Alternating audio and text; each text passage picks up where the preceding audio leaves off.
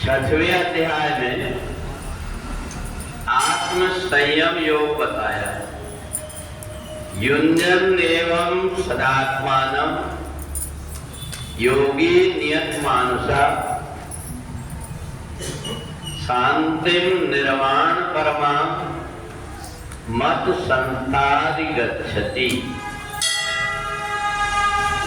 भगवान कहते हैं तुम जो कुछ भी काम करते हो उसको मन लगाकर के श्रद्धा पूर्वक करो और उस काम को करने में कोशिश ये करो कि तुम्हारी मन और बुद्धि उसमें लगा हुआ हो। ऐसा समझ करके कि मैं परमात्मा के साथ में बैठ करके उनका ध्यान और पूजन कर रहा हूं। ऐसा नहीं कि मेरे को किसी ने लगा दिया तो मैं बिगाड़ जैसे डाल करके जल्दी जल्दी और उससे निवृत्त हो जाऊं। कई बार हमारी जैसी आदत होती है, आपने देखा होगा बहुत से ऐसे व्यक्ति जो ऐसे जल्दी जल्दी जल्दी जल्दी करके जो काम बनने वाला वो काम बिगाड़ देते हैं। तो इसलिए अपनी ऐसी आदत बनाओ कि ऐसी आदत बनाए कि हम जो कुछ भी काम करें उसमें हमारा मन लगे और मन लगा करके जब हम कोई काम करते हैं तो उसका फल अलग होता है। दूसरी बात, परमात्मा के साथ जुड़ने का, बैठने का समय हमें बहुत कम मिलता है। इसलिए कम से कम हम परमात्मा से जो कुछ भी कह रहे हैं, जो भी हम उनसे निवेदन करना चाहते हैं, तो हम स्पष्ट रूप से बोले। इसलिए विष्णु सहस्त्र नाम पढ़ने का एक नियम है कि भगवान के जितने भी नाम हैं उन नामों को जल्दी जल्दी लपसी चाट रहे जैसे नहीं पढ़ा जाता। ऐसे में नाम अशुद्ध हो जाते हैं। कई बार जब कोई जल्दी जल्दी पढ़ने की कोशिश करता है तो टोक देना चाहिए कि इतने जल्दी हमारी गाली नहीं छूट रही है। जब भी हम पढ़ें भगवान के नाम को तो बड़ी आदर और श्रद्धा के साथ में पढ़ें। इसलिए जो मंत्र है उन मंत्रों में एक प्रकार की लय बताई गई। उन लय के अनुसार जब हम पढ़ते हैं तो परमात्मा तक वो बहुत सहजता से पहुंच जाता है। तो इसलिए जब कभी भी हम आरती करें तो आरती के शब्द क्या बोल रहे हैं, ऐसा नहीं कि ढोलक जल्दी जल्दी भगाओ और ऐसा फिर हम पढ़ने लगते जैसे पीछे कोई कुत्ता दौड़ रहा और हम बचाओ दादा बचाओ दादा।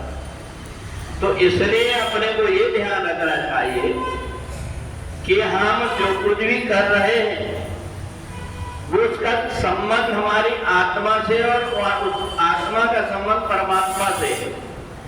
और जब ऐसा हम भजन करते हैं तो एक घड़ी आधी घड़ी, आधी से भी आध। और आप देखते हैं कि अपन ने पूरा इस प्रकार का सिस्टम बनाए हुए हैं जिस सिस्टम में किसी प्रकार से कोई ना तो देर करने का है और ना तो किसी को कोई परेशानी होती है। अगर तुम्हें अभिषेक 4 घंटा का करने लगा दे तो तुम में से आधे लोग आओगे। आज लोग कहेंगे नहीं दादा बैठे बैठे परेशान हो जाते हैं। परंतु कम समय में हम परमात्मा से कैसे जुड़कर के अपनी भावना प्रकट कर सकें। जब आप दीपदान करते हैं तो एक दूसरे से बात ना करें, उस समय पर एक प्रार्थना गुनगुनाते रहते हैं। 1 मिनट भी जब आप यहाँ पर आए तो आपका पूरा की पूरा समय परमात्मा से जुड़े, इस प्रकार से विधि बताई गई।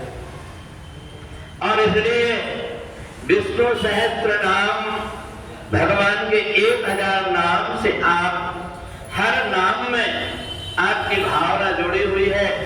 इसलिए उन मंत्रों को शांतकारं भुजगशयनं पद्मनाभं सुरेशं विश्वाधारं गगनसदृशं मेघवर्णं शुभांगं। हम जो कुछ भी मंत्र बोल रहे हैं, अगर कोई व्यक्ति उन मंत्रों को अशुद्ध बोलता है तो बोलने वाले को दोष लगता है, और इसलिए व्यक्ति की बुद्धि भ्रष्ट हो जाती है। जो व्यक्ति अगर सावधानी नहीं रखता परमात्मा के मंत्रों में, और इसलिए जो व्यक्ति पूजन पाठ कराता है उसको संध्या पूजन भी करना पड़ता है। यदक्षरम पदम मृतम मात्राहीनम जयत भवेत्। भगवान मेरे से बोलने में अगर कोई मात्रा चूक गई हो तो मेरे को क्षमा करो, ये करके उसको बोल करके त्रिकाल संध्या करना पड़ता है। तो इसलिए जब कभी हम परमात्मा से जुड़े, हमारी भावना परमात्मा से जुड़े, ये ढंग की अपनी आदत बनाए, ये आत्म संयम योग। हम अपने आप को जैसी आदत बना लेते वैसा ही अपने आप बन जाता है। तो इसलिए जब कभी आप आरती करें, क्या बोल रहे हैं इसका पूरा पूरा ध्यान दें। ये ध्यान ना दें कि जल्दी जल्दी भगाओ और ढोलक भगाओ, चाहे आवाज कैसे भी हो। इस बात को ध्यान में रख करके अगर हम परमात्मा की भक्ति करते हैं तो वो थोड़ी सी की हुई भक्ति हमारे जीवन को कृतार्थ कर देती है। बोलिए सच्चिदानंद भगवान की।